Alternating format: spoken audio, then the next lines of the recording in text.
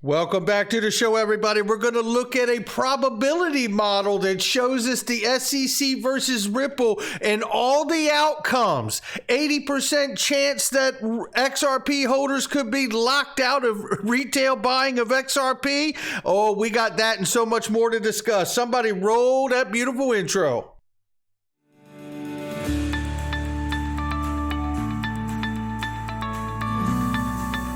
Digital Perspectives with Brad Kimes. Come on in.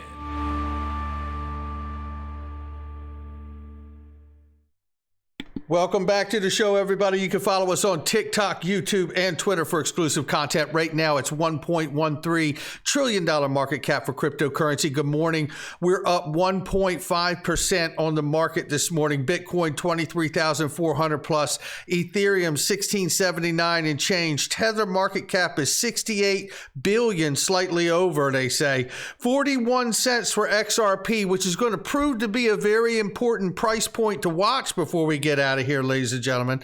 Let's take a look at this right here. Ray Fuentes from Link2, baby, where you can get private equity like Ripple, Uphold, PolySign, Samba Nova when they get it, because that's artificial intelligence, just like the Chat GPT. Come on in. I know y'all love it. Take a listen to this, however.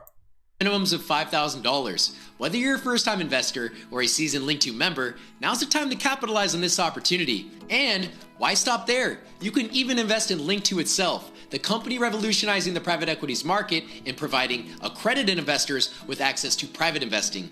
This weekend, take control of your investments in the private market with Link2. Our platform prioritizes privacy while maintaining usability and intuitive features. Learn more and invest in Link2 today by visiting our website or downloading our app. Or clicking that link right underneath of this video, because I'm going to tell you right now, we're going to look at the probability of the SEC versus Ripple. And let's think of this while we're going over this information today. How much longer are we going to have to get something like private equity of Ripple?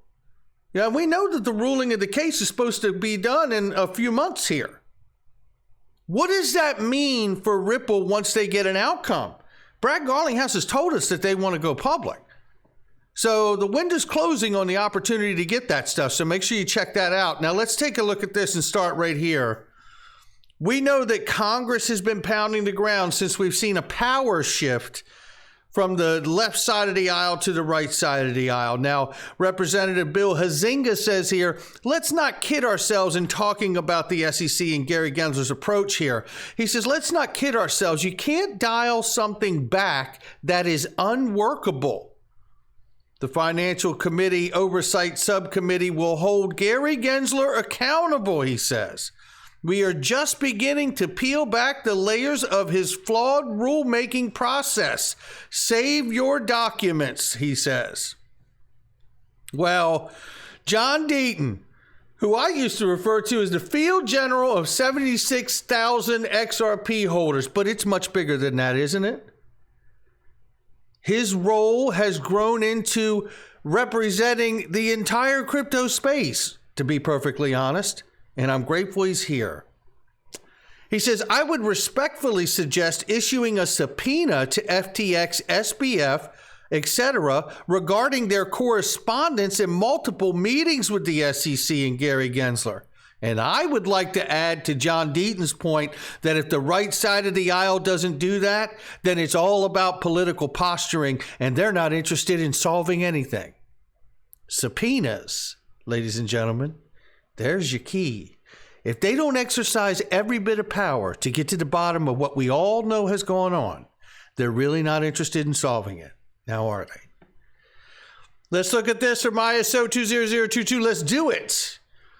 Shows us here, and if you want to see the full link, he has it here for everyone to see as well. Target consolidation project. We're just going to take a quick look here. The migration we're looking at here. And you can see March 17, 2023, March 17, 2023.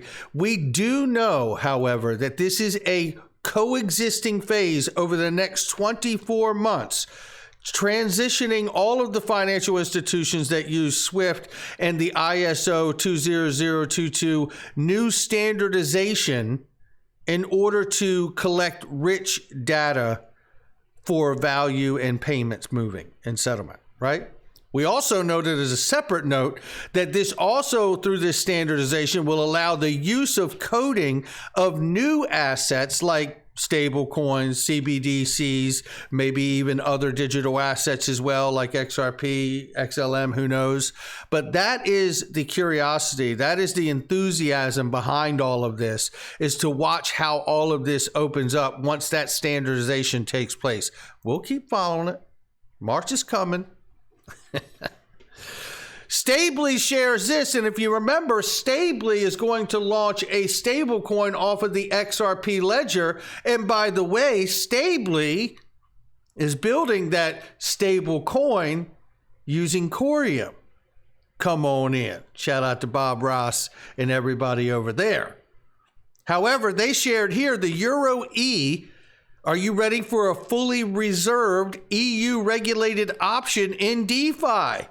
This is Membrane Finance, which is really tied in off of the Ethereum network here, but it's moving towards this regulated level of stablecoin issuance here.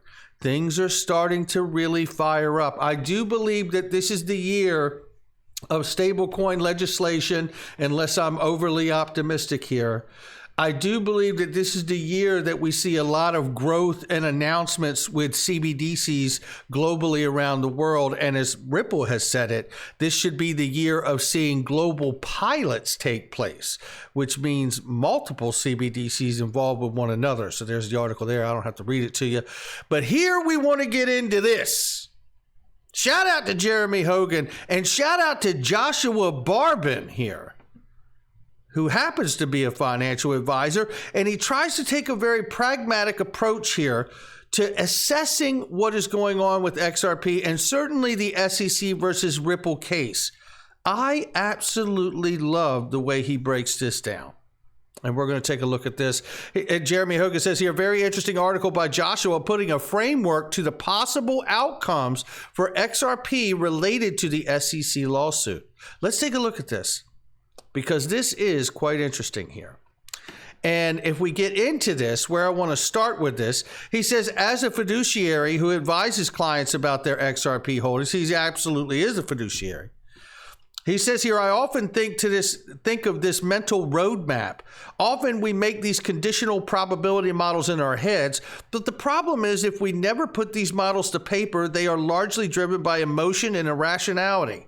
He says here, for example, my personal decision to begin my investment journey into Ripple shares was a simple mental equation after listening to an old Legal Briefs video in March 2021. After watching the video, in my mind, I said, if Ripple can win or settle the lawsuit, the price of XRP will most likely go up from where it is today. He says this is a simple version of conditional probability. Next thing I did was calculate my odds of them winning or settling, and then my odds of the price going up if they did. I had now developed a rough mental model that gave me enough conviction to assume my odds were good enough to take the risk with the probability of expected outcome. He says, over the last 2 years since the initial investment, I have learned significantly more information about the case. Unfortunately, the best analysis is still a crude version of this original mental exercise. However, I hashed out the thinking with a lot more detail about expected results to the case, and this has resulted in my current probability model for the Ripple versus SEC. Conditional probability model, I should say.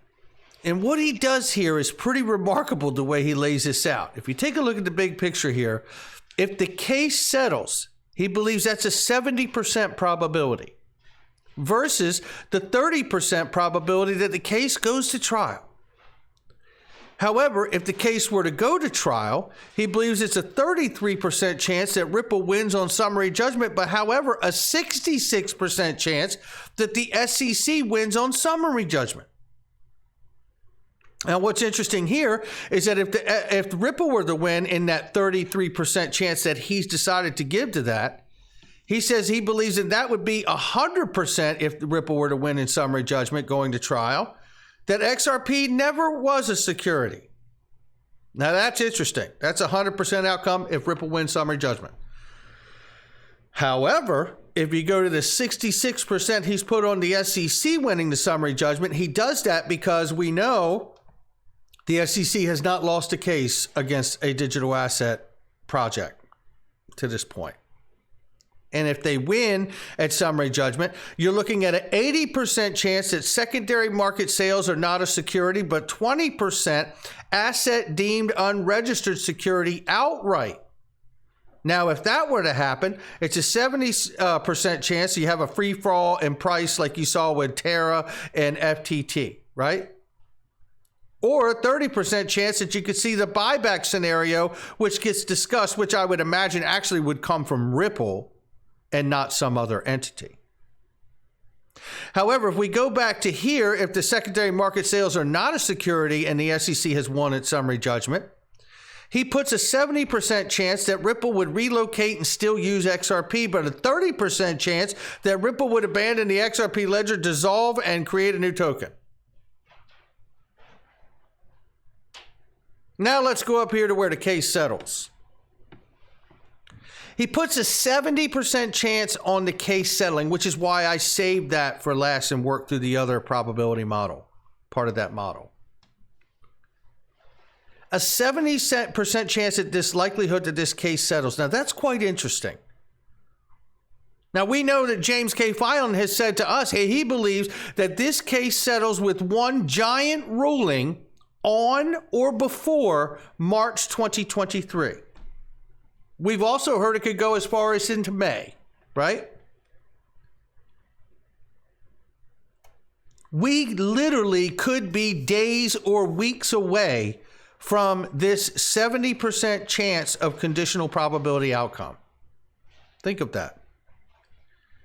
But look at this if the case settles. If the case settles, which is a 70% conditional probability here in his model, then he puts an 80% chance that the future sales to qualified purchasers, which sounds a lot to me like what we have talked about here, will retail XRP holders be able to continue to buy, sell, and hold this asset the way they were before this case came about.